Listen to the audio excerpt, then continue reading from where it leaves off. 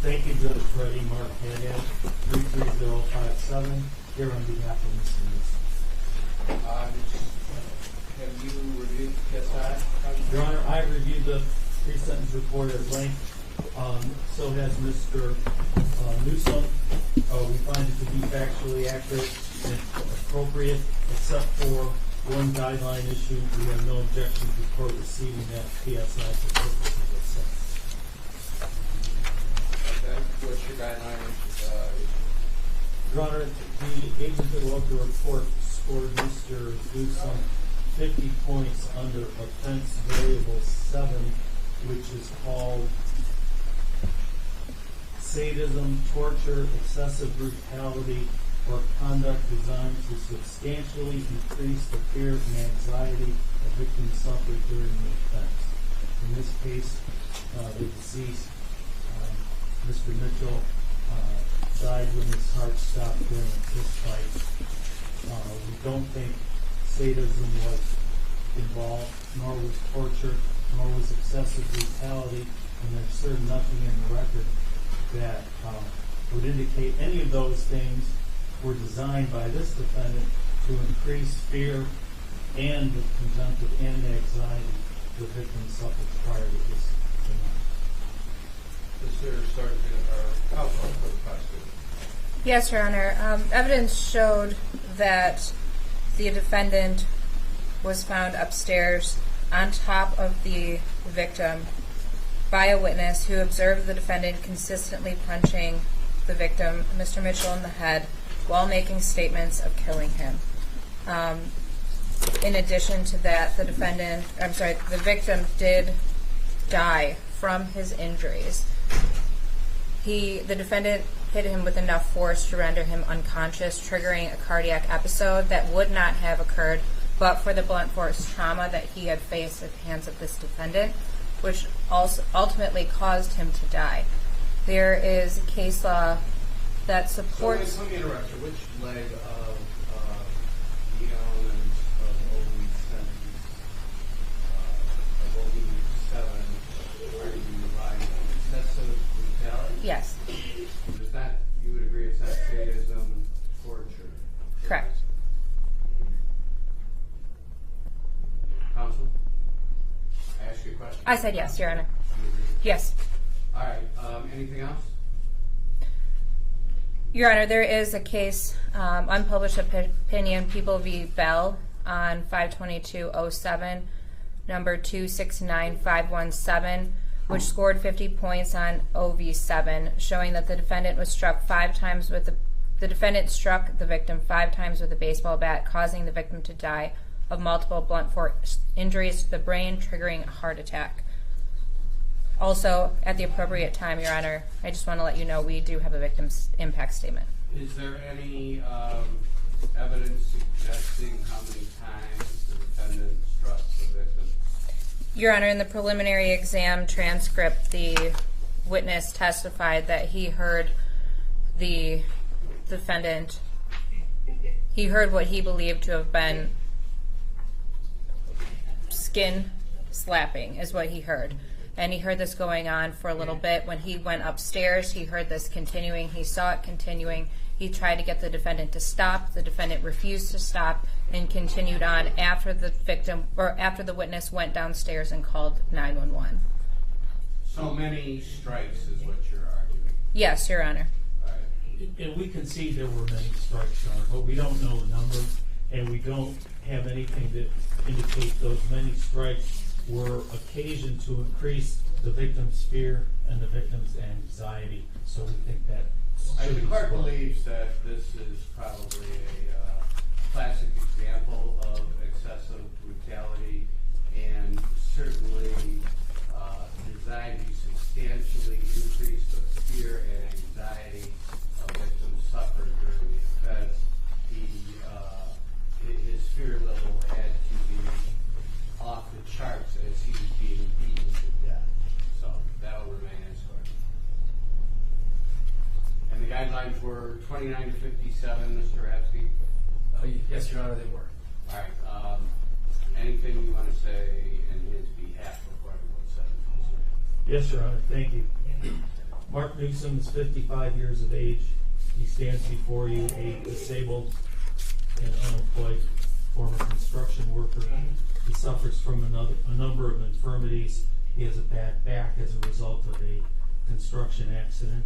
He has digestive problems. He suffers from blood clots, hypertension, and he's had a number of heart attacks over the years.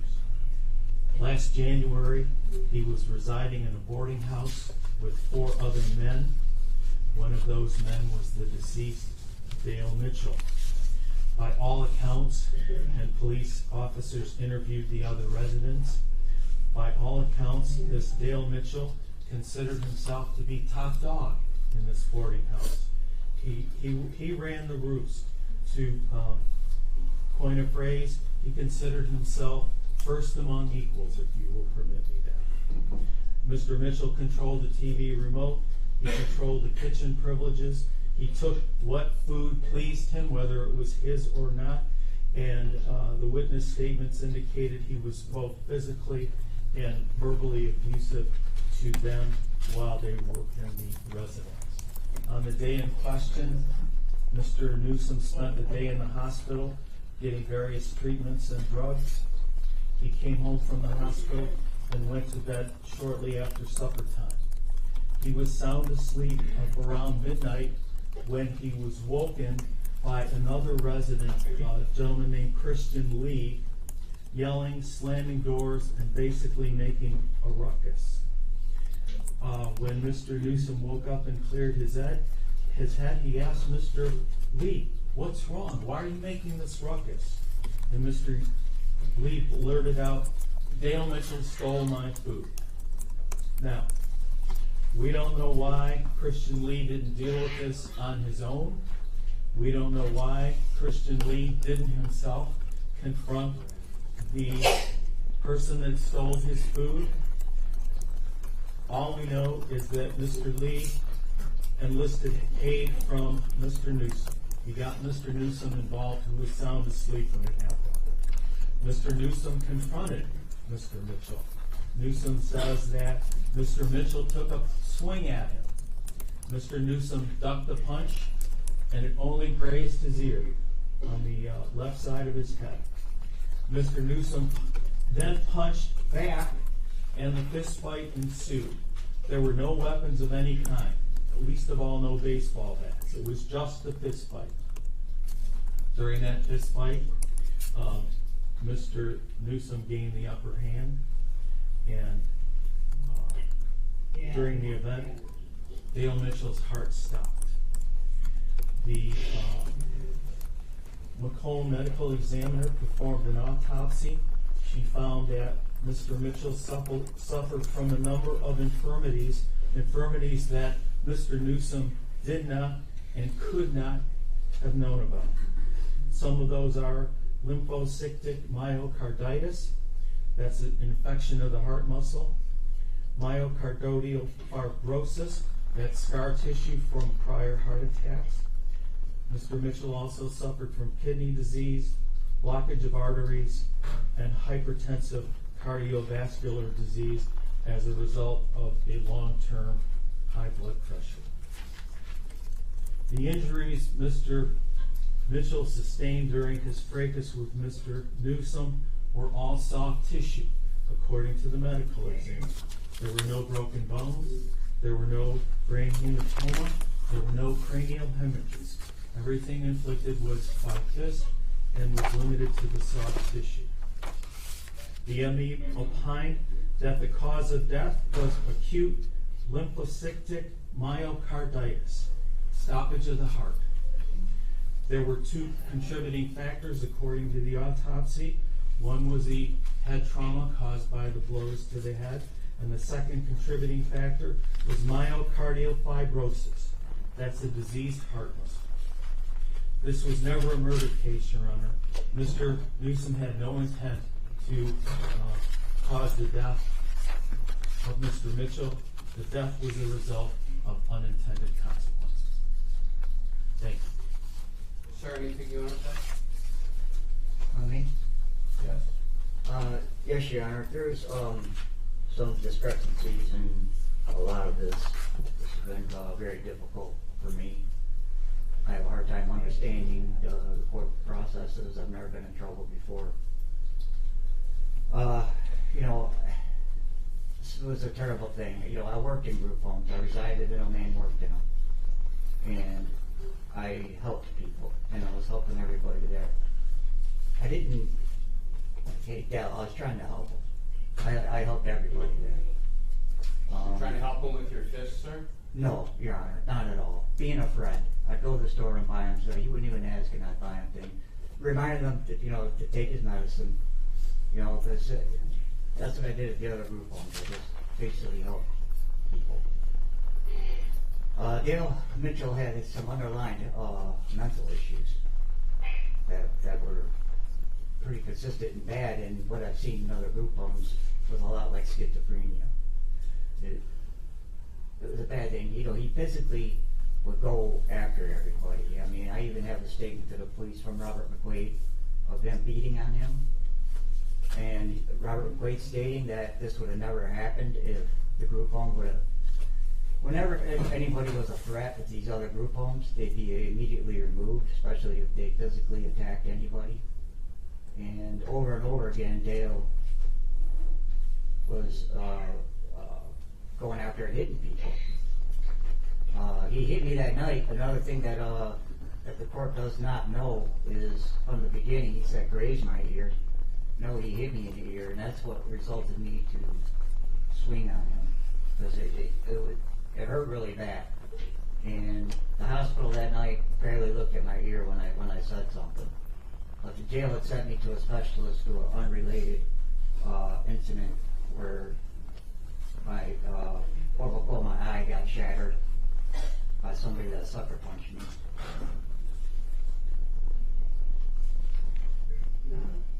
Go ahead. That sucker punched me. And I'm sorry, I got thrown off the track here. And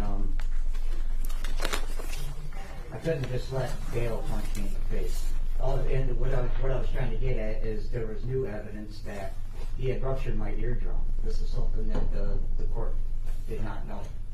And they pulled the blood clot off my eardrum. And this is just a few back last August, I think. And two officers were standing there and see her pull the blood clot off. My ear started pouring blood. I didn't even say nothing. She said, "Who punched you in the ear?" "You got punched in the ear." And so that means I was telling the truth from the very beginning. You know, Your Honor, I'm 55. I don't have any criminal record. I didn't intentionally kill Dale. I had, next to my bed, I had what I call the Dale wall that I made because I did not trust him. That's another thing. I was backed into a corner. Everyone had a bedroom but me. I was upstairs, and I didn't have a room to where I could close the door and get away from anybody. And Dale was ordered 2 days before by a police officer who owns a group home. That was part of the reason why I wanted to be there. Dale went after me 2 days before and tried punching me in the face in the kitchen with the prosecutor's witness, Christian Lee, was standing right next to me. I didn't even call the group home owner. Christian Lee did, and told the group home owner that Dale went after me and tried punching me in the face. And the group home owner called me the following day and apologized to me and said, "We're trying to get rid of Dale. It's been too much. I can't have this anymore." And he's a police officer, by the way. And he told Dale didn't come upstairs anyway. He was a compulsive smoker, so he stayed by the front door. But he told Dale to not go upstairs anywhere near me anymore. Dale had a duffel bag with all his stuff downstairs, so why was he even upstairs when he was ordered not to be up there with him? You know, I got dragged into this. You know, Christian, that's another thing is, you know, Christian Lee has some psychological problems. He has Asperger's, and there's something else, and a heavily drinking problem. Now, on Dale's autopsy report, you know, they kept accusing me of being on drugs. I was the only one not on drugs. and there's proof of that. Dale had marijuana. You know, Christian would party with Dale. He had no business doing so. He was 27 years old. He was giving him psychedelic mushrooms, trazodone, and they're constantly drinking, which wasn't allowed in the home, which I believe helped result in all this, what happened. Now, Dale, I have a bad heart.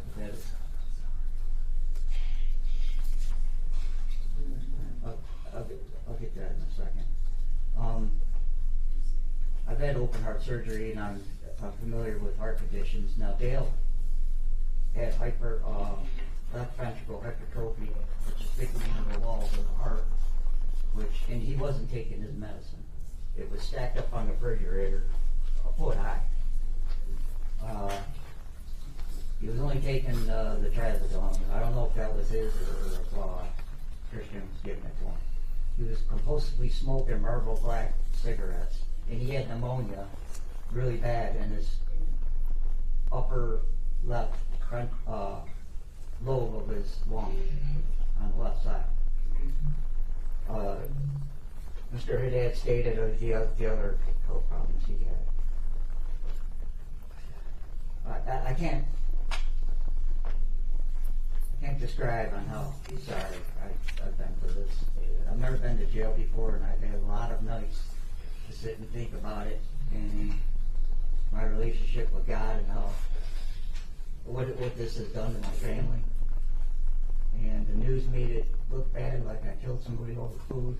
This has been a really horrible experience for me, and I never intended for Dale to die.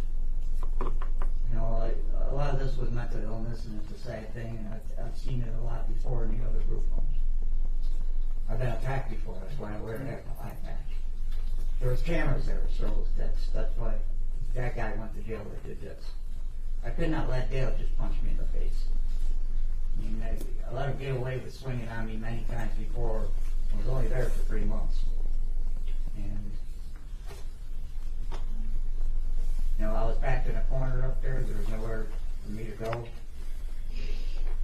That's another thing I wanted to state is Christian Lee said I was on top of beating him. I wasn't. Dale had a hole in my hoodie. I do believe when I called 911, I was holding him down. He was still trying to kick and punch me. And I did not cause any damage to him. I was careful not to hurt him by holding him down. Dale was a lot bigger than me. He was 6'1" and 171 pounds. I was really sick at the time. I was 111 pounds. No sleep for a couple of days from being in the hospital. I mean, this thing has been such a whole mess, Your Honor. And I'm so sorry. All right, Ms. Trace, you had a victim that wanted to say something? Yes, Your Honor. It is going to be read by our victim advocate. Good morning, Your Honor. Michelle Van Long, Crime Victim Rights Advocate at the Prosecutor's Office. I'm reading a statement on behalf of the family authored by... I didn't hear your name. That's right. Michelle Van Long, Crime Victim Rights Advocate at the Prosecutor's Office. I'm reading a statement prepared by the victim's former wife, Vicki Mitchell, on behalf of their family. Your Honor, we, the family of Dale Mitchell, wish to express the profound loss we have endured during the senseless murder of a beloved stepfather, grandfather, and friend. Dale was a man loved and respected by a wide circle of friends who, like us, are now grappling with the void of his death that has left in our lives.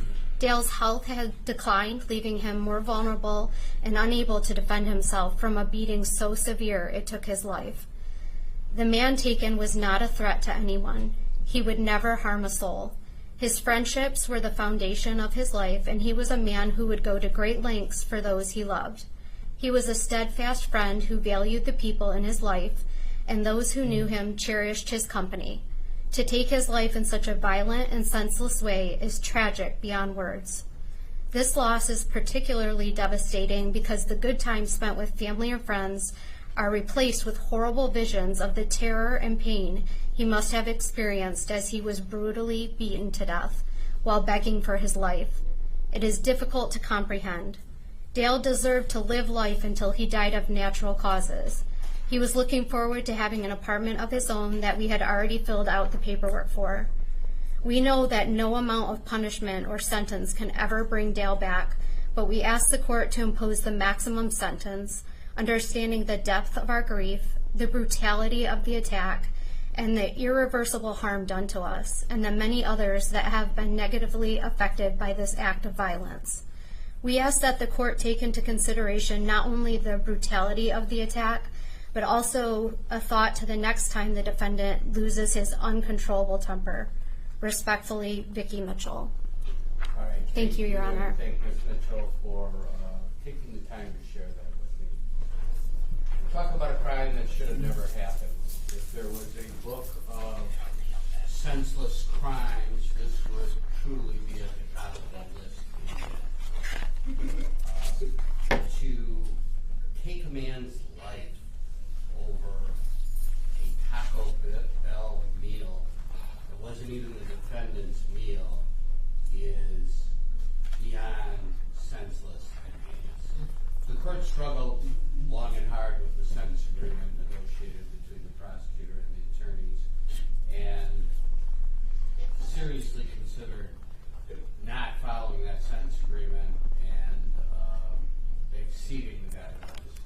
But somewhat reluctantly, the court will follow the guidelines in spite of the savage beating and death caused by this defendant.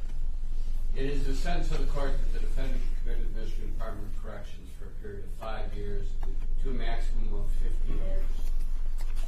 According to the credit for 581 days, he's to pay a $68 state cost, a $130 crime victims' rights assessment, court costs of $750. Any other conditions, Ms. Strace, that you recommend? No contact with the family. And no contact with the family. Sir, you're entitled as a matter of constitutional right to file an application for legal appeal. Your conviction and sentence, if you're financially unable to provide counsel to perfect such appeal, this court will appoint counsel for you. Request for assistance of counsel must be made within 6 months. This is your signature on the advice rights form, sir? Yes. All right. That is all. Your Honor, we would also ask for DNA testing. Yes, DNA testing and pay the $60 DNA fee. And do we dismiss count one? Yes, Your Honor. People. Prosecutor? Yes, Your Honor. People move to dismiss count one. Thank you for that, Your Honor. Thank you very much for your time. Thank you. Good luck, sir. Judge, the court can call People versus Jacobo, date and time set for arraignment. Anthony Sorrentino, appearing on behalf of People. Time and date set for arraignment. Counsel's been provided copy information. People's proposed witnesses. Defense counsel, appearance? Good morning, Your Honor.